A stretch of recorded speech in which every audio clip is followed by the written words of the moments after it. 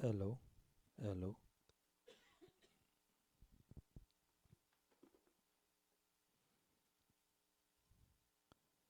સર્વપ્રથમ સર્વ સભાસદોને સ્વામિનારાયણ બાપા, સ્વામી બાપા, પરમ પૂજ્ય આચાર્ય સ્વામીજી મહારાજના આશીર્વાદ સહ જય શ્રી સ્વામિનારાયણ. બંધુઓ, આપણે અહીંયા કથામાં વડતાલનું 16મું વચનામૃત વંચાયું. શ્રીજી મહારાજ વડતાલ મધ્ય વિરાજમાન છે. ભગવાનની સન્મુખ સંતો અને હરિભક્તોની સભા ભરાઈને બેઠી છે. અને તે સમયે વડોદરાના મોટા મોટા શાસ્ત્રીઓ શ્રીજી મહારાજે વડતાલમાં મંદિર કરી દેવ પધરાવ્યા છે, એટલે દર્શને આવ્યા છે. મંદિરમાં દેવના દર્શન કરી, લક્ષ્મીનારાયણ દેવના દર્શન કરી સભામાં આવીને બેઠા. આ વચનામૃત કયા પ્રસંગનું છે, આ સંદર્ભમાં? એટલે શાસ્ત્રીઓ કહેવા લાગ્યા, મહારાજ મહારાજ ગજબ થયો કે. શ્રીજી મહારાજ કહે, શું વાત છે, શું ગજબ થયો કે? મહારાજ મહારાજ આપણે આ મોટું મંદિર કરી દેવ પધરાવ્યા, લક્ષ્મીનારાયણ દેવ પધરાવ્યા.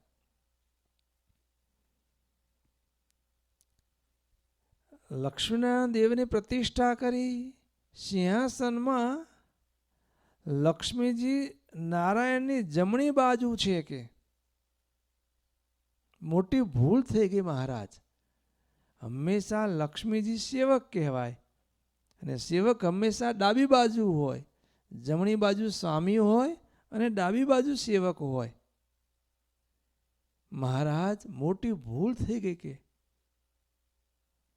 મહારાજ કે એવું ન હોય. ના મહારાજ, અમે દર્શન કરીને આવ્યા કે. આવું દર્શન થાય છે? મહારાજ કે ચાલો. આખી સભા આગળ ભગવાન, ભગવાનની સાથે શાસ્ત્રીઓ, સંતો અને આખી હરિભક્તની સભા મંદિરમાં આવી. મંદિરમાં આવી જોયું તો શાસ્ત્રીઓએ જે પ્રકારે કહ્યું એ પ્રકારે દર્શન થયું. લક્ષ્મીજી જમણી બાજુ, નારાયણ ડાબી બાજુ. બધાને આ પ્રકારે દર્શન થયું. જ્યાં આ પ્રકારે દર્શન થયું એટલે શ્રીજી મહારાજ બોલ્યા, સેવકને ખબર નથી પડતી મારે સેવામાં ડાબી બાજુ રહેવું જોઈએ? આટલું ભગવાન બોલ્યા કે તત્કાલ લક્ષ્મીજી જે જમણી બાજુ હતા એથી એકદમ પાછળથી ખસીને, હું આગળથી નહીં, સેવકનો ધર્મ છે આગળથી જવાય નહીં, એટલે પાછળથી ખસીને ડાબી બાજુ આવીને ઊભા રહ્યા. કો એક અલૌકિક પરચો ને. એટલે શાસ્ત્રીઓએ સભામાં આવી કહ્યું કે મહારાજ, આ તમે પરચા બતાવો છો, સમાધિઓ કરાવો છો, આ બધું કરો છો, આવો પરચો, આવી સમાધિઓ તમે જો કોઈ મોટા માણસને કરાવો ને, અર્થાત શાસ્ત્રીઓનો કહેવાનો ટોન એ હતો કે અમારા વડોદરાના રાજાને કરાવો ને તો સત્સંગમાં ઘણો સમાસ થાય. કારણ વડોદરાનું રાજ મોટું. ગુજરાતમાં તે સમયે વડોદરાનું રાજ મોટું રાજ, બહુ મોટી એની વિશાળ સત્તા. અને એ મરાઠી રાજા ગાયકવાડ, એનું જે પ્રધાન મંત્રી આખો જે મંત્રી વર્ગ એ પણ બધા મરાઠી, શાસ્ત્રીઓ પણ મરાઠી, બધા મરાઠીનું વર્ચસ્વ, કારણ કે જે રાજા હોય એની જ પ્રજા હોય ને એના જ બધા કાર્યકરો હોય ને, એટલે બધા જ કાર્યકરો મરાઠી. અને ભગવાનનો જે યશ પતાકા વિશ્વમાં ફેલાતી હતી, યશો ગાન ગવાતા હતા, એ આ શાસ્ત્રીઓને અને મરાઠી જે સત્તાધીશો દિવાન વગેરેને બહુ જ ખટકતા હતા. ઇતિહાસ કહે છે સ્વામિનારાયણ ભગવાન ગુજરાતની પોતાની કર્મભૂમિ કરીને રહ્યા, પણ ભગવાન વડોદરા નગરમાં જીવનભર 2 વખત જ ગયા છે. વડતાલથી સુરત વારંવાર પધાર્યા છે, ધરમપુર સુધી પધાર્યા છે, ભરૂચ પધાર્યા છે, વડોદરાની આજુબાજુ વિસ્તારમાં સત્સંગ કરાવ્યો છે. પણ ભગવાન વડોદરા નગરમાં પોતાના જીવન દરમિયાન 2 વખત જ પધાર્યા છે. તેમાં પ્રથમવાર જે પધાર્યા છે એ તો નીલકંઠ વર્ણી વેશે પધાર્યા છે, જ્યારે એમને ભગવાન તરીકે ગુજરાતની પબ્લિક કોઈ ઓળખતી ન હતી, જ્યારે એમનો આટલો પ્રભાવ ફેલાયો ન હતો લૌકિક દ્રષ્ટિએ, એટલે તે સમયે તો કોઈ વિરોધ હોય નહીં. ભગવાન નીલકંઠ વર્ણી વેશે વડોદરામાં પધાર્યા છે પ્રથમવાર. જ્યાં માંડવી છે ને વડોદરામાં, એ માંડવી નીચે ભગવાન આવીને બિરાજમાન થયા છે. ત્યારે તો કોઈ વિરોધ હોય નહીં, કારણ ભગવાન પ્રસિદ્ધિને પામ્યા નથી માટે. અને બીજી વખત ભગવાન પછી પોતાના જીવનના છેલ્લા સમયે પધાર્યા છે. વચમાં ભગવાન ક્યારે પોતે વડોદરામાં પધાર્યા નથી. સુરત ગયા, ભરૂચ ગયા, ધરમપુર ગયા અને વડોદરાના આજુબાજુના ગામમાં વિચરણ કર્યું છે, પણ વડોદરામાં ભગવાન પધાર્યા નથી. કેમ? વડોદરામાં ભગવાનને માટે બહુ વિરોધ હતો, આપણા સંપ્રદાય માટે બહુ વિરોધ હતો. એટલા માટે ભગવાનને મુક્તાનંદ સ્વામીને સભા જીતવા મોકલ્યા છે પ્રથમવાર. તાણે થોડાક ઢીલા પડ્યા છે વડોદરાના પંડિતો. ગોપાલ સ્વામી બાપા બહુદા વડોદરામાં રહ્યા છે. એનું કારણ આ ચમત્કાર વગર નમસ્કાર નહીં. આ જે બધા પંડિતો એને રાજા બધાને આ વિરોધ કરતા, દાંટવા, વશ રાખવા એ સમર્થનું કામ ને. એટલે વડોદરામાં ગોપાલ સ્વામીને આટલા માટે રહેવું પડ્યું છે, ઇતિહાસના કારણે. આજે બહુ વિરોધ હતો અને ગોપાલ સ્વામીએ ચમત્કાર, પરચા, ઐશ્વર્ય બતાવી, સમાધિઓ કરાવી, બધાને ધીરે ધીરે ધીરે લાઈનમાં લાવ્યા છે. રાજાને પણ લાઈનમાં લાવ્યા છે હો, એના કુંવરોને સમાધિઓ કરાવીને. એટલે આ જે વિરોધ એમાં ત્યાં થોડાક પંડિતો આ ગોપાલ સ્વામી, મુક્તાનંદ સ્વામીના યોગે સત્સંગમાં વર્યા હતા. એ પંડિતો દર્શને આવ્યા હતા અને એમને આ ચમત્કાર જોયો કે લક્ષ્મી જમણી બાજુ ભગવાનના એક વચનથી સીધા ડાબી બાજુ આવીને ઊભા રહ્યા. એટલે પંડિતોએ કહ્યું કે મહારાજ, આવી સમાધિ, આવો પરચો જો કોઈ મોટા માણસને બતાવો ને તો સત્સંગમાં બહુ સમાસ થાય. અમારા રાજાને બતાવો, અમારા રાજાના દિવાનને બતાવો, અમારા રાજ પંડિતોને બતાવો. તો જે આ બધા વિરોધ કરે છે એ વિરોધ કરતા આળસી જાય. સત્સંગમાં કાંઈક સમાસ થાય. ત્યારે મહારાજ કહે, પંડિતો, શાસ્ત્રીઓ, તમારી વાત સાચી.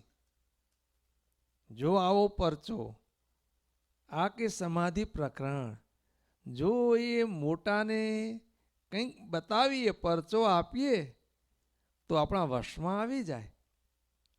પણ મહારાજ કે અમારે અને રાજા મહારાજા મોટાને બહુ બને નહીં. કે એ રાજા મહારાજાઓને સત્તા અને ધનનો મદ હોય ને. હું આ રાજા, હું આ મોટા રાજ્યનો રાજા, મારી આટલી સંપત્તિ, આટલો વૈભવ. એને સત્તા અને ધનનો મદ હોય. હંમેશા સત્તા અને ધન, જેમ દારૂ પીવે ને કેફ ચડે ને, એમ સત્તા અને ધનથી પણ કેફ ચડે. સત્તા અને ધનથી કેફ ચડે. એ જ વ્યક્તિ હોય જાણે PM કે CM ન થયા હોય, તાણે સામાન્ય માણસ સાથે બેસીને નાસ્તા પાણી કરતા હોય, વાતચીત કરતા હોય. ખરી વાત ને? અને પછી ચૂંટાઈ આવે એટલે એપોઇન્ટમેન્ટ લેવી પડે. હા, સત્તાનો મદ આવે. શું આવી જાય? સત્તાનો મદ આવી જાય. એ તે ધન પેલા કઈ સંપત્તિ ન હોય અને પછી ભગવત કૃપાએ કંઈક દ્રવ્ય સાંપડે, એને મદ ચડે. એટલે સત્તા અને ધનનો મદ ચડે છે. જેમ દારૂનો મદ ચડે, એમ સત્તા અને ધનનો પણ મદ ચડે છે. એટલે મહારાજ કે એ રાજાઓ મહારાજાઓ મોટા માણસને સત્તા અને ધનનો મદ હોય, અને એની સામે અમે ત્યાગી છીએ. અમને ભક્તિ અને ત્યાગનો મદ હોય. કે ભક્તિ અને ત્યાગનો મદ હોય, એનું અમને ગૌરવ હોય. જેના જીવનમાં ખરેખર અંતરમાંથી ત્યાગ હોય, આખા પંચ વિષય માયિક વૈભવમાંથી જેનું મન ઉતરી ગયું હોય, અને ભગવાનમાં જેને લગ્ની લાગી હોય, વિષયમાંથી વૈરાગ્ય થયો હોય ને ભગવાનમાં લગ્ની લાગી હોય, ભક્તિ જામી હોય, અને મોટો રાજા હોય તો એ શું, અને રંક હોય તો એ શું. એની દ્રષ્ટિમાં રાજા એના પર એમ ન થઈ જાય. એને ત્યાગ અને ભક્તિનો મદ હોય, એમાંય રાસ્તો હોય. કોઈક એક વખત એક રાજા પોતાનો જન્મ દિવસ હતો, એટલે બહુ આનંદ ખુશ મિજાજમાં હતો, અને મોટો રસાલો લઈને નીકળ્યો હતો. જે કોઈ રસ્તામાં આવે છૂટા હાથે દાન કરે. જન્મદિવસ ચાલતા ચાલતા રસ્તામાં એક ભિખારી હાલતમાં કોઈક વ્યક્તિ એને મળ્યો. હાવ ચિત્રે હાલ વસ્ત્ર, દેદાર ભિખારીના. રસ્તામાં એક વૃક્ષ નીચે બેઠો હતો ભિખારી. રાજાને ભિખારી દેખાયો. રાજાનો જન્મદિવસ હતો, પોતે બહુ આનંદ મજાજમાં હતો. જે કોઈ દેખાય એને આપતો હતો દાન. એટલે તત્કાળ અહીંયા ભાઈ લે કે આજે મહા મોટું દાન આપવા માંડ્યો. તાણે પેલા ભિક્ષુક ભિખારી વેશમાં હતો, દેદાર દેખાવ ભિખારીનો, પણ એ ભિખારી ન હતો. જેને વિષય પરથી મન ઉતર્યું હતું, વૈરાગ્યવંત હતા, અને જેની લગન ભગવાનમાં લાગેલી હતી, એવા મહાત્મા પુરુષ હતા. તો રાજા એમને પાસે બોલાવી મહા મોટી સોગાદ ભેટ સોગાદ આપવા લાગ્યો. તાણે પેલા ભિક્ષુક વેશમાં રહેલા મહાત્માજી કહેવા લાગ્યા, રાજન હું ભિખારી નથી. આટલું કહીને ન અટક્યા. રાજન હું ભિખારી નથી, ભિખારી તું છે.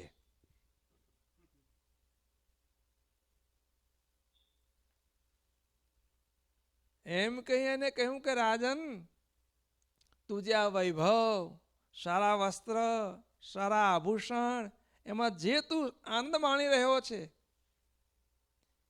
એ આનંદ હું આ વલકલમાં માણી રહ્યો છું. સાંભળ, તું જે આનંદ વૈભવમાં માણી રહ્યો છે એ કરતા પણ બલકે વધારે આનંદ હું આ વલકલમાં માણી રહ્યો છું. રાજન ભિખારી તો એ છે કે જેની તૃષ્ણા પૂરી થઈ નથી, જેનું મન સંતોષને પામ્યું નથી. ભિખારી એ છે જ્યારે મન સંતોષને પામી જાય પછી કોણ ભિખારી ને કોણ ધનવાન. આજે રાજાનો ને ભિક્ષુનો સંવાદ થયો. એ રાજા ભર્તુહરિએ શ્લોકમાં ટાંકી લીધો. રાજા ભર્તુહરિએ આ સંવાદને સંસ્કૃત શ્લોકમાં ટાંકી લીધો. વયમિય પરિતુષ્ટા વલકલૈસ્ત્વમ દુકૂલે સમ ઇવ પરિતોષો નિર્વિશેષો વિશેષ સતુ ભવતિ દરિદ્રો યસ્ય તૃષ્ણા વિશાલા મનસી ચ પરિતુષ્ટે કોર્થવાન કો દરિદ્ર. અર્થ મેં પૂર્વે કહ્યો તે. ભિક્ષુ કહે છે કે હે રાજન, તું જે આ ભારે વસ્ત્ર આભૂષણ એમાં જે સુખ માણી રહ્યો છે એટલું જ સુખ અમે આ વલકલમાં માણી રહ્યા છીએ. વલકલ એટલે ઝાડની છાલના વૃક્ષ. હો, બહુ હલકા વૃક્ષ કહેવાય, કપડા કહેવાય. સાધુ સંન્યાસી પહેરે. તું જે આ ભારે ભારે શાલ દુશાલ અને આભૂષણમાં સુખ માણી રહ્યો છે એ આનંદ અમે આ વલકલમાં માણી રહ્યા છીએ. તને મળતો આનંદ અને અમને મળતો આનંદ એમાં કાંઈ વિશેષતા નથી. તારા આનંદમાં કોઈ વિશેષતા નથી. આનંદ સમાન છે. કે ભિખારી તો તે છે જેની તૃષ્ણારૂપી ડબી ભરાણી નથી. જ્યારે મન સંતોષને પામે છે ત્યારે એ વ્યક્તિ રણમાં બેઠો હોય, સ્મશાનમાં બેઠો હોય કે રાજ વૈભવમાં બેઠો હોય, એના માટે બધું જ સરખું છે. બંધુ, જ્યારે મન સંતોષને અનુભવે ત્યારે પૈસો કે પૈસો નહીં, વૈભવ કે રણમાં સ્થિતિ, સ્મશાનમાં બેઠો હોય, સરખો આનંદ હોય એને. હો, માટે મહારાજ કહે છે કે રાજા મહારાજાઓ, મોટા માણસો, એમને સત્તા અને ધનનો મદ હોય, અને અમે વિતરાગી, અમને ત્યાગ અને ભક્તિનો મદ હોય. જેમ પેલા મહાત્માજીએ કહ્યું, ભાઈ હું ભિખારી નથી, ભિખારી તું છે. એ એના પ્રભાવમાં લેવાય નહીં. હો, સાચો વૈરાગી હોય, સાચો જે ભગવાન સંગાતે જેની લગન લાગી હોય, ભક્તિમાં રાચતો હોય, એને લૌકિક મોટાઈ કોઈ એને આંજી શકે નહીં. માટે મહારાજ તો આવા પોતાને આશરે આવનાર અનંત મુમુક્ષુને આવા સાચા ત્યાગી વૈરાગ્યવંત કરનારા હતા. એમને તો વૈરાગ્ય હોય જ ને, એના યોગે કરી કેટલા સંસારના વૈભવને મૂકીને ચાલતા થઈ ગયા છે. મોટા મોટા રાજાઓ ભાદરાથી કાગળ લખાયો, ફલાણો ફલાણો ફલાણો ફલાણો ફલાણો આદિ. જ્યાં બેઠા હો, જે પરિસ્થિતિમાં હો, ત્યાંથી ચાલી નીકળો. જેતલપુર જઈ રામદાસભાઈ પાસે સંન્યાસની દીક્ષા લો. જાણીએ છીએ ને હિસ્ટ્રી આપણે. જેને જેના કાગળમાં નામ હતા તો કોઈ દરબારમાં બેસી રાજનિર્ણય કરતા હતા, કોઈ 5 ચૌદસ્યા ભેગા બેસી કોઈ 14 કરતા હતા, પંચાયત કરતા હતા, કોઈ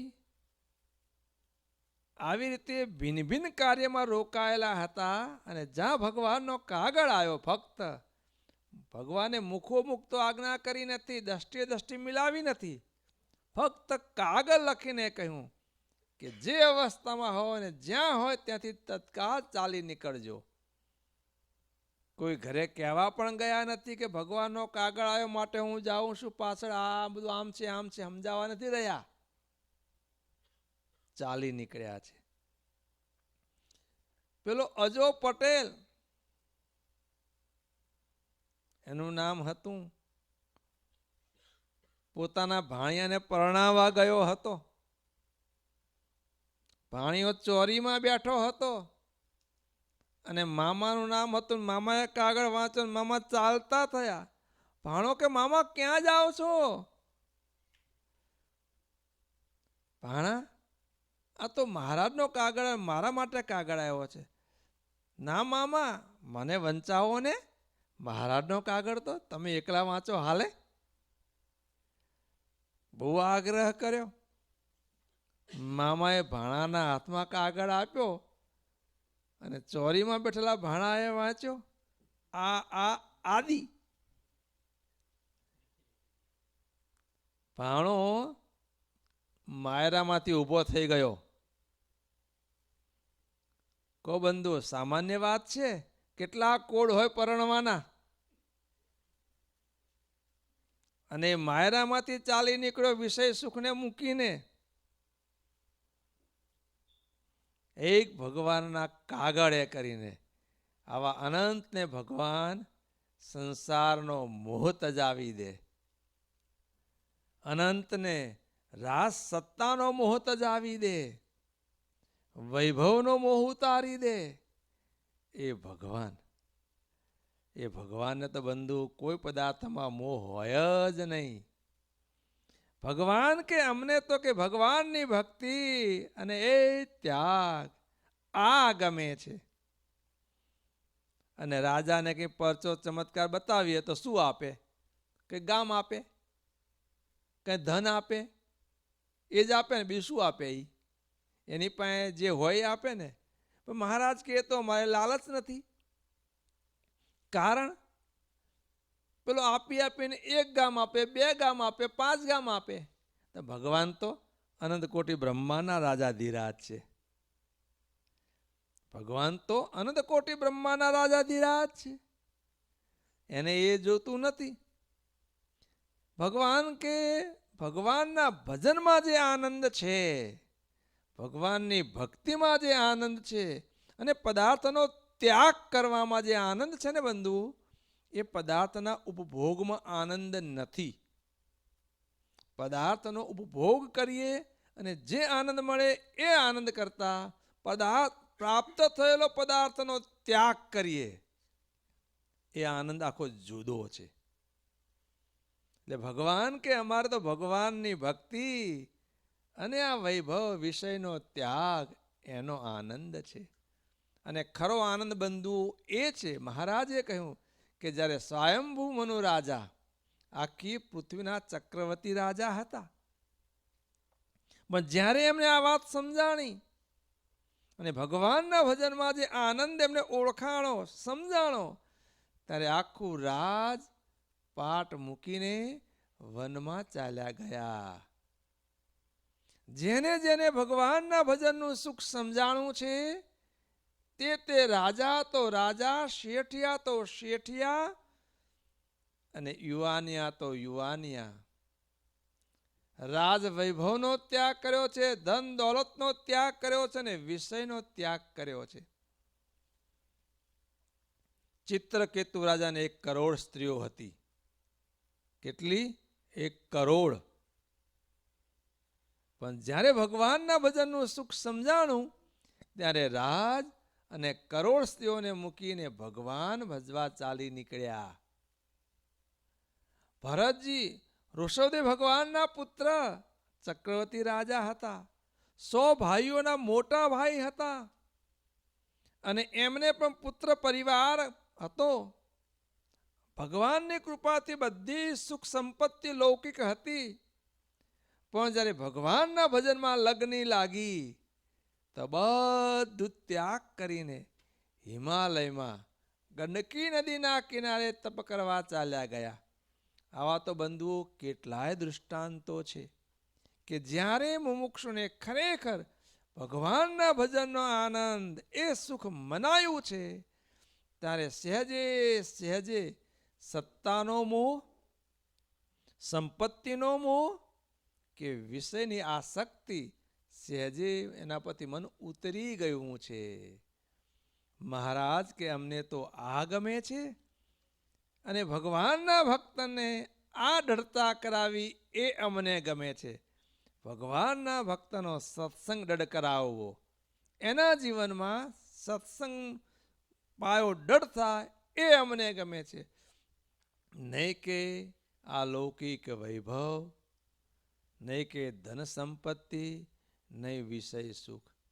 આપણા ભગવાને પોતાના જીવન દરમિયાન એમની લીલા, એમના ચરિત્રો, એમના જીવનનો અભ્યાસ કરીએ જણાશે.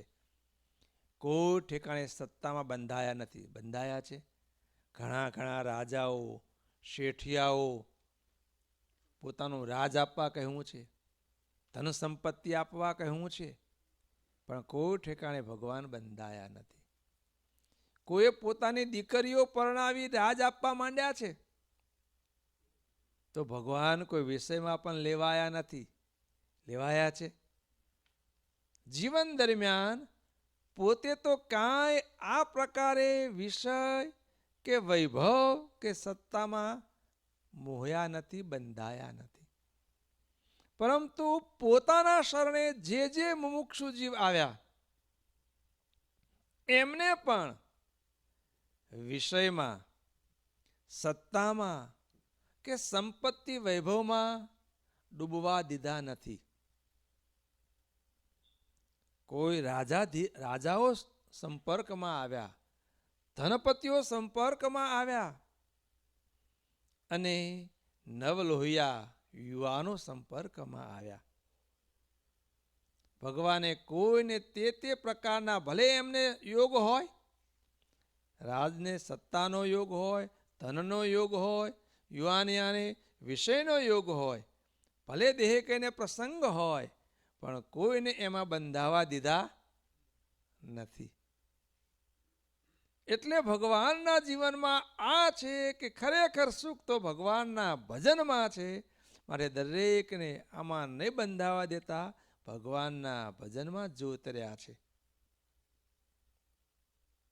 બંધુ, આવા ભગવાન, આવો સત્સંગ આપણને મળ્યો છે. હો, એ ભૂતકાળે થઈ ગયા, આજે એવું ન હોય એમ નહીં. આજે એ જ ભગવાન છે, એ જ આ સત્સંગ છે અને એ ભગવાનને પ્રસન્ન કરવાને માટે એવા જ સંતો અને એવા જ ભક્તો છે. જે પૂર્વે થઈ ગયા એવા જ અબજી બાપાની વાતોમાં કહે છે એવા છે અને અમારે ને તમારે ઠરાવ પણ એવા રાખવાના.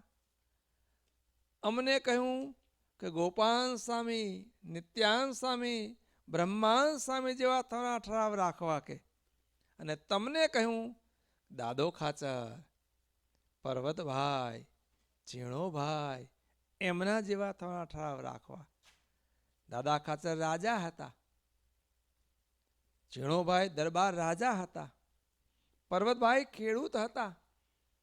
દાદા ખાચરને રાજ, ઝીણાભાઈને રાજ, સંપત્તિ, સત્તા. તો પણ એમાં સંપત્તિ કે સત્તામાં બંધાયા નહીં અને જીવન પર્યંત ભગવાનના દાસ થઈને રહ્યા.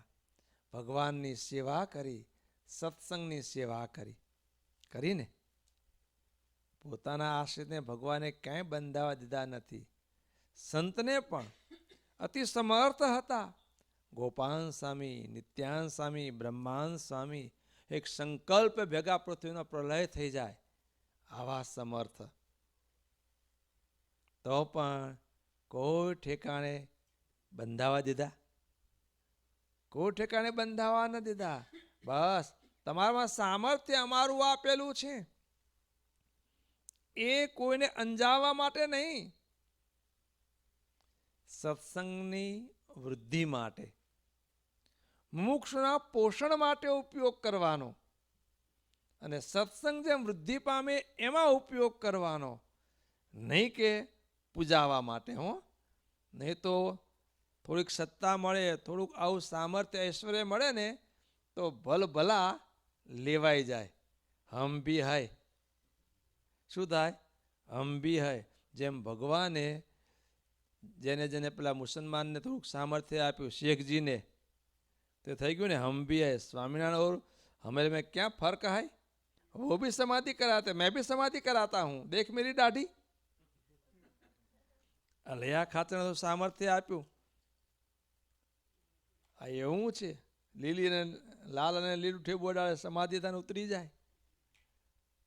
પણ ભગવાને ગોપાલ સ્વામી તો કેટલું સામર્થ્ય, જેટલું સ્વામિનારાયણ ભગવાનમાં સામર્થ્ય એટલું ને એટલું ગોપાલ સ્વામીમાં સામર્થ્ય.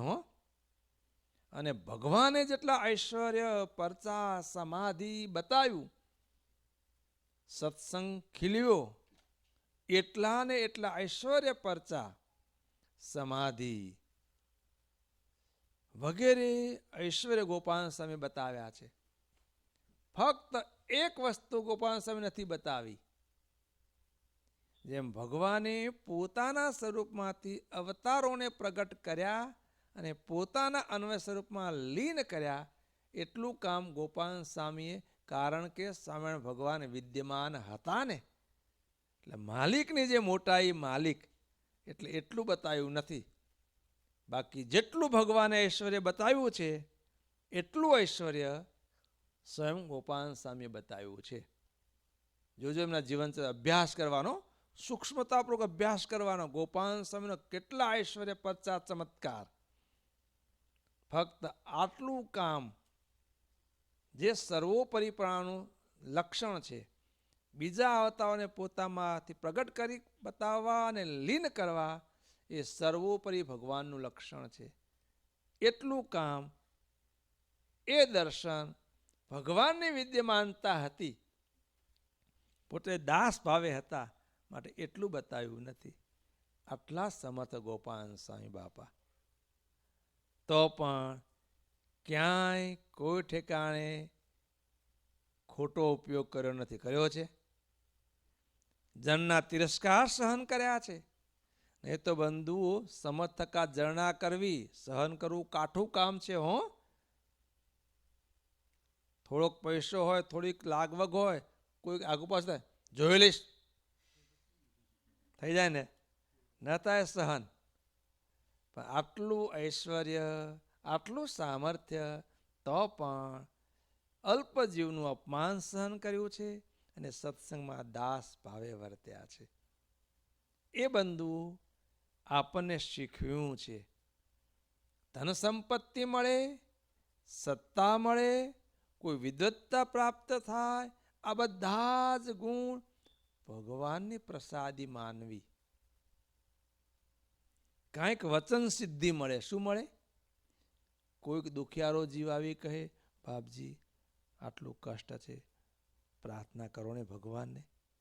અને કદાચ આપણે ભગવાનને પ્રાર્થના કરીએ અને ભગવાન એ જીવનું કામ કરે તો પણ એનો અહંકાર, ગર્વ, અભિમાન ક્યારે આવવું જોઈએ નહીં. કરનારા ભગવાન છે. આપણે તો ખાલી વચલા માધ્યમ છીએ. શું છીએ? માધ્યમ છીએ. અબજી બાપા શ્રી વાતોમાં કહે છે, કોઈ ઠેકાણે ગયા, ગામમાં મંદિર કરાયું કોઈ સંતે માથે રહીને, તો બાપા કે એમ સમજવું મંદિર તો ગૃહસ્થોએ કર્યું છે, પૈસા એમને કાઢ્યા છે. આપણે તો ખાલી ગાડા નીચે કૂતરું એની પેઠે રહેવું, કે વાંકા ચૂંકા થવું નહીં. ગાડાનો ભાર તો બળદ ખેંચે છે. આપણે ખોટા વાંકા ચૂકા થવું ને, આખો ભોર હું ખેંચું છું ગાડું, એવું કાંઈ થવું નહીં. જેટલો દાસભાવ રહે ને એમાં ભગવાનનું સુખ આવે. જેટલો દાસભાવ જીવનમાં રહે ને એટલું ભગવાનના ભજનનું, ભગવાનની મૂર્તિનું સુખ આવે. અને જો દાસભાવ ચાલ્યો જાય તો જે સુખ લેવું છે ને એ સુખ ન લઈ શકાય. માટે બંધુ, આવા ભગવાન સર્વોપરી, આવો એમના મુક્ત પુરુષો, આવો કારણ સત્સંગ આપણને સ્વામિનારાયણ ગાદીનો સત્સંગ મળ્યો છે. એ ગોપાલ સાહેબના વારસદાર છીએ આપણે. આપણે સ્વામિનારાયણ ગાદીના આશ્રિત છીએ ને, આપણે એમના ચેલા છીએ. બાપુજીના બાપુજીના બાપુજીના બાપુજીના નામ યાદ રાખો ને. એમ આપણા ગુરુ પરંપરા નામ યાદ રાખીએ. આપણા વર્તમાન આચાર્ય સ્વામીજી, એમના ગુરુ મુક્તજીવન સાંઈ બાપા, એમના ગુરુ ઈશ્વરચરણદાસજી સાંઈ બાપા, એમના ગુરુ નિર્ગુણદાસજી સાંઈ બાપા, અને એમના ગુરુ ગોપાલ સાંઈ બાપા. અને ગોપાલ સાંઈ બાપાના સ્વામિનારાયણ ભગવાન, ભગવાને સિદ્ધ પોતાનું સામર્થ્ય એમાં સ્થાપેલું છે. એ ગંગાનો પ્રવાહ, એ નાદવંશીય ગુરુ પરંપરા, એના આપણે શિષ્યો છીએ. એ જ્ઞાનના આપણે ભોજન કરનારા છીએ. માટે આપણા બહુ અહોભાગ્ય છે. માટે આ જે ગુરુ પરંપરા, સમર્થ ગુરુ પરંપરા મળી છે, એનો મહિમા સમજી એકદમ ભર્યા ભર્યા રહેવું. જેટલું જો બંધુ આપણે આપણી પરંપરાના મહિમાને જાણતા હોઈએ ને એટલું આપણામાં આમ બરોબર કેપ, ભગવાનના ભજનનો કેપ છે. તમારા બાપુજી પાસે ઘણી મિલકત હોય પણ તમને ખબર ન હોય ને તો તમે શું રહો? કાંઈ નથી, કાંઈ નથી. પછી ખબર પડે કે હો બાપુજી તો ઘણું રાખ્યું છે મારા માટે, પછી કેપ જુદો આવી જાય. એમ આ વસ્તુ એવી છે, જેમ આ લોકમાં છે એવી આધ્યાત્મિક ક્ષેત્રમાં પણ એ છે. માટે આપણને આવા ભગવાન, આવી એમની નાદવંશીય પરંપરા, સ્વામિનારાયણ ગાદીની પરંપરા અને આવો કારણ સત્સંગ મળ્યો છે, તેનું બળ સત્સંગે કહીને ખીલવીએ. સુખિયા છીએ, વધારે સુખિયા થઈએ. જય શ્રી સ્વામિનારાયણ.